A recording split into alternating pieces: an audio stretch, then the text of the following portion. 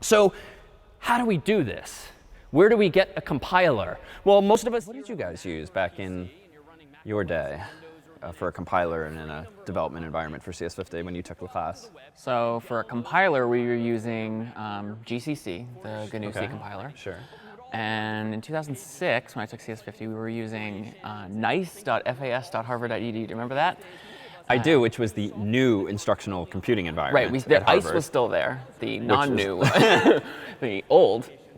But yeah, it was really different. So, we didn't learn anything about like SSHing, and so most of the students in the class were using Macs or PCs. They didn't have Linux boxes, and so we would be going into the basement of the Science Center, where there were 30 or so computers that had Linux environments on them.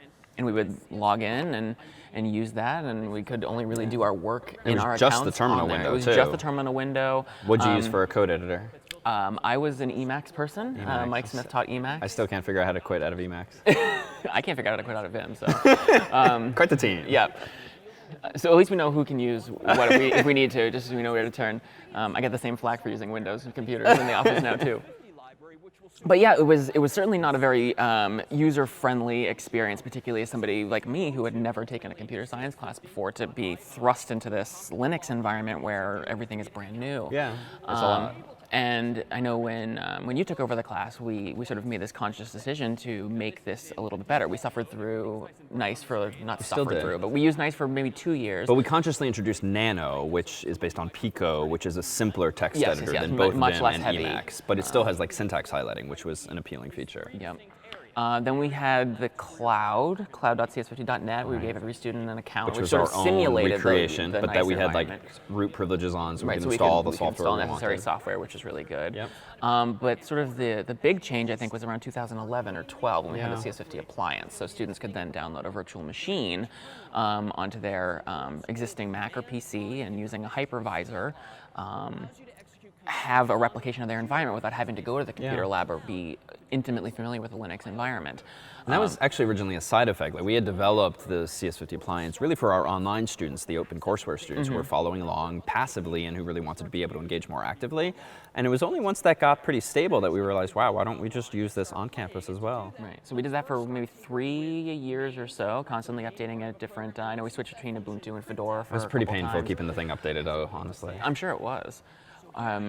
But then it became big. It was a big file to have to keep downloading. 2 gigabytes, yeah. And this sort of the CS50 IDE by our former colleague Dan Armendariz, among others, like working with folks at Cloud9. This was game changing. This now students can follow along just in their browser and have all their work saved to the cloud. And it doesn't require this huge download. Like, it really changed the way that I think students engage with the class. I've certainly pivoted to do a lot of my own development, even in IDE. It's just such a great tool for students to have, and for teachers to have too. Teachers can share workspaces with their students and help them follow along that way. a lot of the add-on features. When we used to have cloud, we would have this the impersonate feature or something, so we could try and help a student out remotely for that way.